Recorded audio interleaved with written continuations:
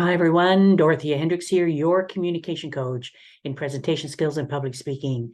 Today, we're going to be looking at tip 18. Tip number 18 out of the 21 tips that I've been sharing with you to help you in your presentations and help you in your speaking. Tip 18 today is feedback. Feedback. So what is feedback? Sometimes people call it critiquing, criticism. It doesn't matter whether you call it critiquing, criticism, feedback. In a nutshell, feedback is information to help us improve, to help us, know what worked and why it worked, and what didn't work and why it didn't work. If you've been giving presentations for any length of time, or even if you're new, you've probably come to realize quite quickly that there is no perfect presentation. There are no perfect presenters and there are no perfect presentations, because all you have to do is look on Amazon. People are searching for information on how to improve, how to up their speaking game, how to ace the next presentation. If they weren't looking, if people weren't searching and wanting to improve, because there is no perfection, we wouldn't have the hundreds of thousands of books landing on Amazon about public speaking, presentation skills, strategies, tips, techniques, whatever. We wouldn't have those books in libraries or on bookstore shelves. So people are constantly looking for a way to up their speaking game. For any of us who deliver presentations or do public speaking in any situation, really what's important is that we have that information that helps us improve, information that will help us create more captivating content, that will help us be more effective in our delivery when we're giving a presentation, when we're giving a speech. So we need this. However, from a speaker's perspective, for any feedback to have any value, to make a difference in our lives, in our presentations, in our speeches, there are some things we as speakers need to do. We need to have a sincere desire to want to improve.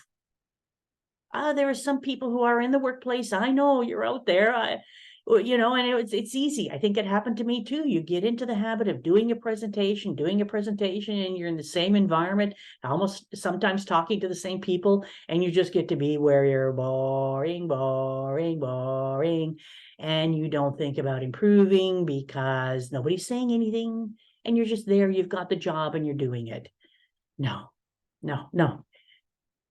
To be an effective speaker, to be a dynamic speaker, where people want to listen, you want to improve, you want to make some changes, which of course now brings up, so you want to improve. You have to be willing to make changes, even if you've got something that you think is so cool in there, but it doesn't quite fit. You have to let it go and maybe use it another time. Be willing to make changes, be willing to adopt new ideas, look at new ways of doing things with your presentations or in how you deliver your speeches. And the other thing here is you have to be really clear. If you want to improve, what are your speaking goals? What are your performance goals? Do you know what they are? Do you know what the outcome is that you're looking for in the next presentation you're doing, in the next speech that you're giving? What are your performance goals? If you aren't clear, then you can't expect any feedback, no matter where it comes from in the world, to help you. You need to know what your goals are in the first place.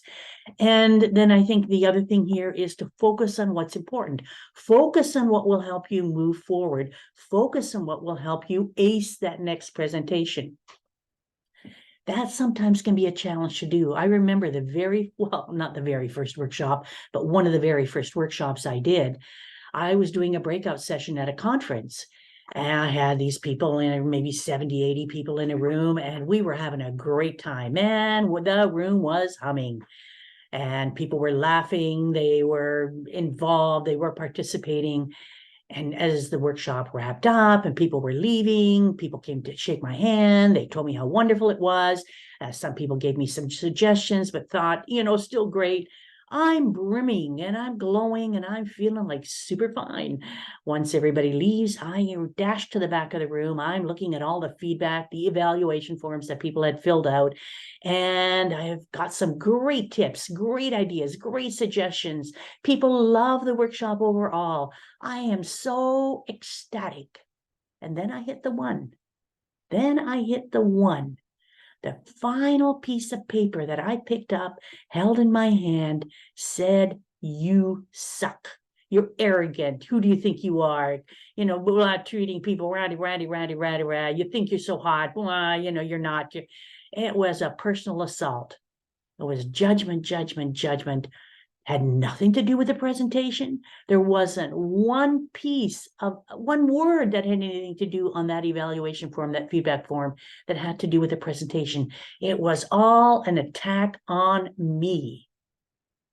I was shocked. It put me into tears. I'll tell you, now I can laugh about it. I didn't laugh about it then.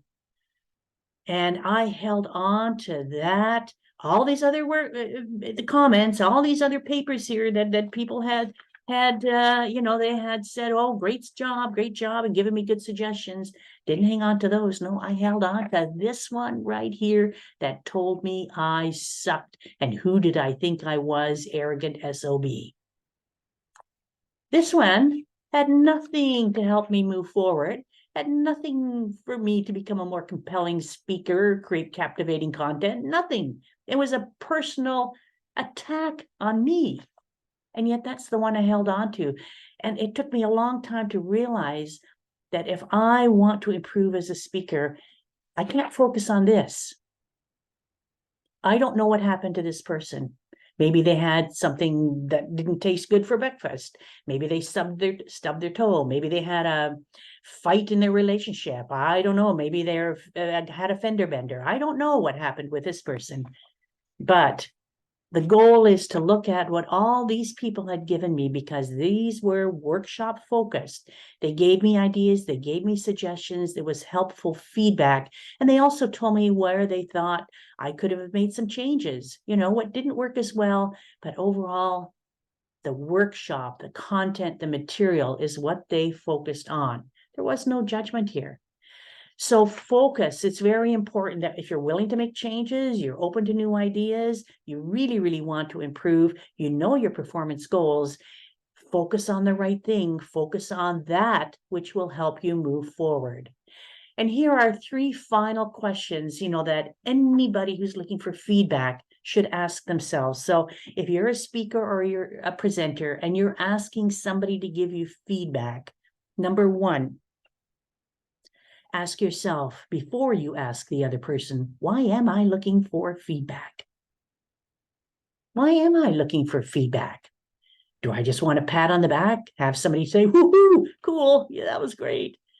Why am I looking for feedback? And answer honestly. Number 2, the next one, what specifically do I want feedback on? Sometimes we race over to somebody and we go, oh, wow, what did you think of my presentation? Oh, you know, how do you think I did? And maybe your presentation was a morning presentation. Maybe it was a 45-minute presentation, or maybe it was only 10 minutes. But that's vague. Help the other person out and help yourself out. If you know what you're focused on, your performance goals, and you're clear on your goals, you know what you want feedback on.